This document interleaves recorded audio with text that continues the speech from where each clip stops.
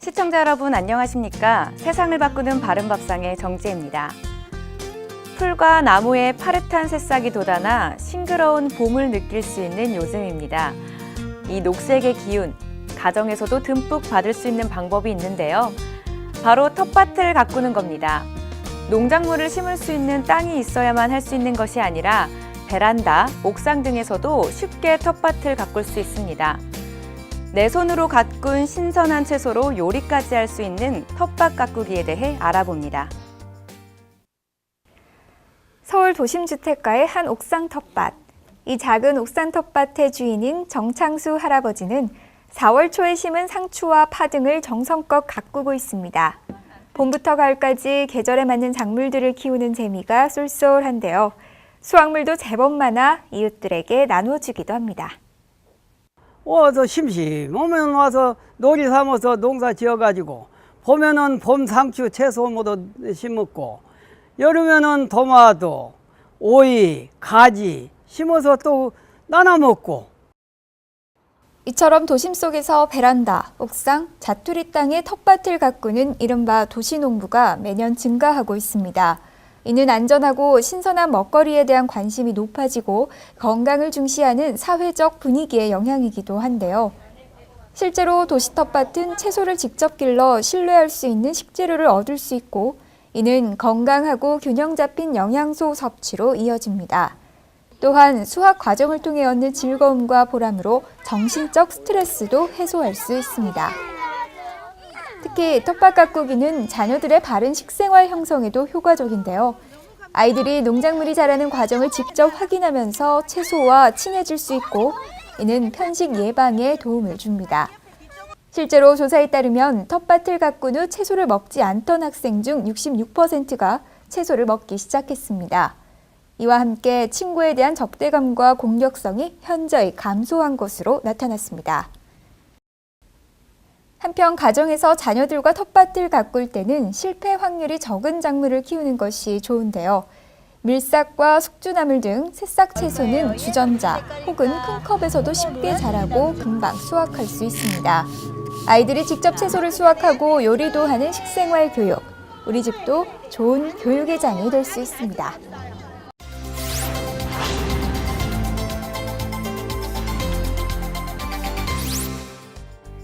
나이가 드니 입맛이 없다라는 말 어르신들이 종종 하시는 말씀인데요.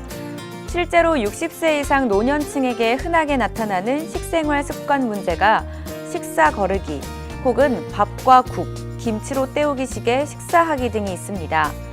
이는 고령화에 따라 씹는 기능이나 소화 기능의 저하 등 신체 변화의 요인이 크게 작용하는데요. 최근 이러한 식습관 특징을 고려해 고령 친화 식품이 주목받고 있습니다. 어르신들의 식습관 개선에 도움이 될지 자세히 알아보겠습니다. 고령 사회를 앞두고 있지만 고령층의 약 89%는 만성 질환을 가지고 있는 만큼 건강한 노후를 보내는 어르신들은 많지 않습니다. 어르신들의 건강 증진을 위해서는 단백질과 섬유소, 칼슘, 비타민 등 고른 영양 섭취가 중요하지만 생활 속에서 실천하기란 쉽지 않은데요. 실제로 어르신들은 씹는 기능 및 소화 기능 저하로 식사를 거르는 빈도가 증가하고 미각이 둔화되어 짜거나 단 음식에 대한 기호가 강해지는 식습관 문제를 가지고 있습니다. 이처럼 어르신들의 식습관 특징을 반영한 먹거리가 고령 친화 식품인데요. 필요 영양분이 풍부하고 소화가 잘 되거나 씹기가 편한 식품 등이 고령 친화 식품의 중요 요소가 됩니다. 하지만 현재 고령 친화 식품에 대한 명확한 정의가 없으며 선택할 수 있는 제품도 제한적이라고 지적합니다. 일본의 경우 유니버셜 디자인 푸드라는 UDF가 있습니다. 이 식품들은 포장지에 1에서 4까지 숫자로 표시되어 있어 유동식과 같이 쉽게 씹을 수 있는 1부터 일반 식품처럼 딱딱한 4까지 경도에 따라 분류되어 있어서 실버 세대들이 각자 본인에게 맞는 식품을 다양하게 선택할 수 있습니다. 이처럼 우리나라에서도 만성 질환자들을 위한 유동식 위주의 식품을 탈피해서 다양한 맛과 향, 질감을 가진 식품이 필요합니다. 한편 60대 이후의 식생활 변화에도 관심을 가질 필요가 있습니다. 한 조사에 따르면 60세 이후 두부나 청국장 등을 부담 없이 먹을 수 있는 식품의 소비가 증가한 것으로 나타났습니다. 또한 과일이나 견과류 같은 건강한 간식을 챙겨 먹는 비중이 늘고 소화가 잘 되는 식품 소비가 증가한 것도 주목할 만합니다. 건강을 위해 가장 중요한 것이 먹거리인 만큼 더욱더 증가하는 고령 소비자를 배려하고 고령 친화 식품이 개발될 수 있는 환경이 만들어져야겠습니다.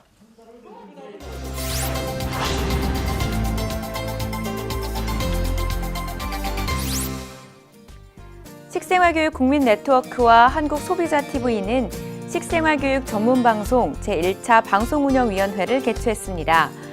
이번 회의에서는 식생활교육 전문방송의 가치와 앞으로의 제작 방향 등에 대한 논의가 이루어졌습니다. 한살린 곽금순 대표 등 총 9명이 방송위원으로 위촉됐으며 위원장으로 식생활교육 서울네트워크 정혜랑 대표가 선임됐습니다. 농림축산식품부와 식생활교육 국민네트워크는 2017년도 일반 도시민 문화교실 전문 강사 워크숍을 개최했습니다. 주 강사 및 보조 강사 약 100여 명이 참석한 가운데 올해 진행될 문화교실 프로그램 교육과 조리 실습이 진행됐습니다. 한편 일반 도시민 문화센터 식생활교육은 전국적으로 약 53개 대형마트에서 5월부터 운영될 예정입니다.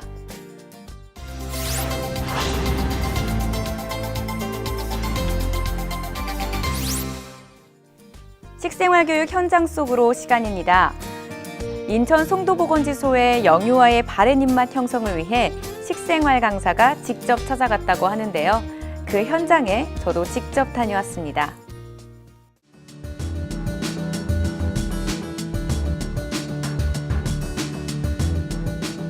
네, 저는 지금 송도보건소 앞에 있습니다. 오늘 이곳에서요, 우리 7세 아이들이 4월 식재료라고 할 수 있는 쑥과 친해지는 시간을 갖는다고 하는데요. 쑥과 아이들이 쉽게 친해질 수 있을까요? 어떤 수업이 진행될지 오늘 함께 확인해 보도록 하겠습니다. 들어가 보실까요?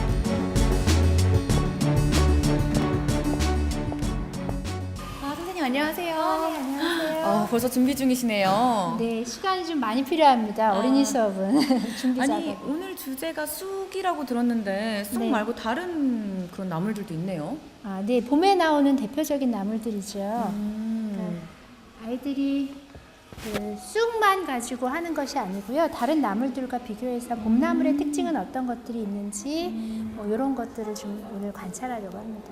이게 이렇게 주머니에 넣는 이유가 있으세요? 아이들의 호기심을 일단 자극시키기 위해서고요. 네. 저희가 눈으로는 굉장히 익숙한데 손으로 음식을 관찰하거나 또는 이런 것들이 익숙하지 않아서 오감을 통해서 식재료를 관찰하는 연습을 하고 있는 겁니다. 다양한 봄나물이 숨어있는 비밀 주머니까지 준비 끝!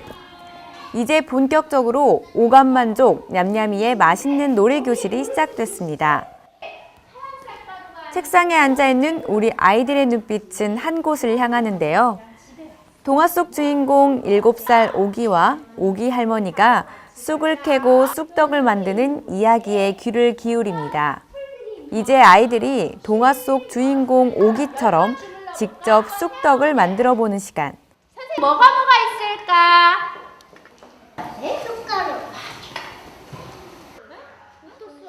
선생님이 주신 알록달록한 반죽의 냄새도 맡아보고 고사리 같은 손으로 꾹꾹 눌러보기도 합니다. 오늘 무슨 모양으로 만들 거예요? 아, 동그라미랑 하트. 이렇게 만져보니까 느낌이 어때? 좋아요. 하트랑 꽃 모양이에요. 네, 저도 친구들 옆에 지금 자리를 잡았는데요. 보니까 이렇게 쑥반죽으로 한 거 2개, 그리고 이 노란색은 단호박이라고 합니다. 그리고 이 흰색은 쌀이겠죠. 오늘 이 반죽으로 저도 맛있는 쑥떡을 만들어 보도록 하겠습니다. 저도 아이들에게 배워 손으로 쑥반죽을 만들고 하트 모양 틀로 모양도 내봅니다. 와, 우리 아이들 쑥떡 만드는 솜씨가 제법인데요. 하트, 동그라미, 꽃 등 다양한 모양 위에 쑥잎과 색반죽으로 꾸미는 것까지 훌륭합니다. 드디어 쑥떡 만들기 끝! 아이들이 열심히 만든 쑥 반죽이 떡으로 쪄지는 동안 선생님의 비밀병기, 알록달록 비밀주머니가 나타났습니다. 따뜻해요? 차가워요? 차가워요. 그리고 분홍색 주머니에는 쑥이, 보라색 주머니에는 달래가 들어있었네요. 이제 눈과 코로 더 자세히 관찰해 봅니다. 아이들이 봄나물과 친해지는 동안 쑥떡이 완성됐습니다. 자신이 만든 쑥떡을 용케도 찾아내 자신의 접시에 담는데요. 과연 아이들의 입맛에 맞을까요? 쫄깃쫄깃해요. 약간 달콤하고 방망이떡 같아요. 뭔가 맛이. 또 쑥은 냄새가 어떤지 또 무슨 맛인지 알아보면서 아이들이 쑥이랑 같이 친해질 수 있고 또 먹어보면서 쑥의 맛에 대해서 알 수 있는 좋은 기회였던 것 같습니다. 우리 아이들과 친해지기 쉽지 않을 것 같았던 쑥. 이번 식생활 교육으로 쑥뿐만 아니라 다른 봄나물도 잘 챙겨 먹을 것 같죠?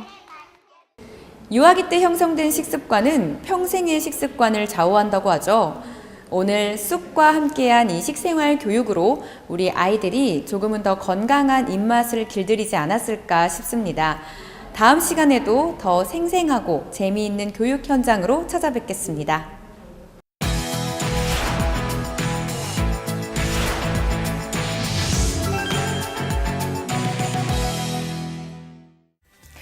안녕하세요. 알쏭달쏭 식생활 박사라입니다. 이 식생활과 관련된 수많은 정보 중 옳지 않은 정보가 있다는 사실 알고 계신가요? 이 식생활들의 오해를 모아서 바로 잡아드리겠습니다. 알쏭달쏭 식생활, 오늘의 주제는 한국인의 힘, 바로 쌀과 관련되어 있습니다. 쌀은 비만의 주범이다. 쌀은 성인병을 유발한다 등 쌀과 관련된 속설 많이 들어보셨을 텐데요. 하지만 이는 잘못된 정보입니다. 그렇다면 이러한 오해는 왜 생긴 걸까요? 이 비만과 당뇨의 주된 원인이 탄수화물이고 또 이 탄수화물은 곧 쌀이다라는 연결점이 오해로 번진 건데요. 하지만 쌀은 복합 탄수화물로 단순 당인 당뇨와는 전혀 다릅니다. 쌀이 갖는 영양은 주로 복합 탄수화물인 전분으로 비타민 B 복합체와 항산화제로서의 기능을 하는 비타민 E가 다량 함유되어 있습니다. 또 빵과 피자의 주재료인 밀가루에 비해서 식이섬유 함량이 3배에서 4배 많으며 필수 아미노산인 리신의 함유량도 2배가량 높습니다. 특히 우리는 밥을 먹을 때 채소, 고기, 생선, 국 등 다양한 찬을 곁들이죠. 이는 균형 잡힌 식단을 보장합니다. 또 쌀 중심 식단은 포화지방 함량과 열량이 낮아서 비만과 고지혈증, 고혈압, 당뇨병 등 만성 질환을 예방하기도 합니다. 제가 한국인이 아닌 호주인을 대상으로 3개월 동안 35명에게는 한식을 제공을 하고 나머지 35명에게는 양식을 그대로 먹게 함으로써 건강상의 어떤 변화가 있는지를 인체 적용 시험을 한 적이 있는데요. 그때 그 결과를 보면 한식군이 양식군에 비해서 허리둘레도 더 많이 줄어들고 그 다음에 혈중 인슐린 수치도 내려가는 등 그 여러 가지 건강상의 지표가 양식군보다 더 좋은 것으로 나타났습니다. 쌀 정분은 밀 전분에 비해서 소화 흡수가 느리기 때문에 오히려 급격한 혈당 상승을 방지해 비만과 당뇨 예방에 효과적이라는 것이 전문가들의 주된 의견입니다. 이처럼 비만과 당뇨의 원인은 쌀이 아니라 오히려 서구식 식습관 때문이라고 볼 수 있겠죠. 최근 미국을 비롯한 서구에서는 성인병을 예방하기 위해 밥 중심 식생활에 관심을 기울이고 있다고 합니다. 외국에서는 부러워서 따라하는 한국 식단, 우리가 그 소중함을 놓치고 있지는 않을까요? 건강을 지키기 위해서는 밥을 기본으로 하는 우리의 전통 식단으로 돌아가는 것이 가장 빠른 지름길이라는 점 기억하세요. 오늘의 알쏭달쏭 식생활, 쌀은 비만과 당뇨병의 원인이 되지 않는다라는 점을 바로 잡아드리면서 다음 시간에도 정확한 식생활 정보 알려드리도록 하겠습니다. 알쏭달쏭 식생활.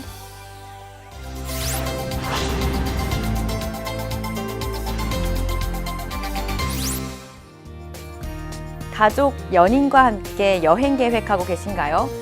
조금은 특별한 경험을 하고 싶다면 농촌으로 떠나보시는 것은 어떨까요? 전통장을 만들 수 있는 콩이랑 농원, 버섯 요리를 할 수 있는 이남주 자연 아래 버섯 등 각 지역 특성에 맞는 식생활 체험을 즐길 수 있는 우수농촌 식생활 체험 공간이 있습니다. 특히 세상을 바꾼 바른밥상 다음 회 시큐멘터리 진품에서는 이천 자체방아 마을을 찾은 가족들의 모습이 담겨 있으니 관심 가져보시는 것도 좋겠죠. 세상을 바꾸는 바른밥상, 앞으로도 다양한 식생활 정보로 찾아뵙겠습니다. 시청해주신 여러분 고맙습니다.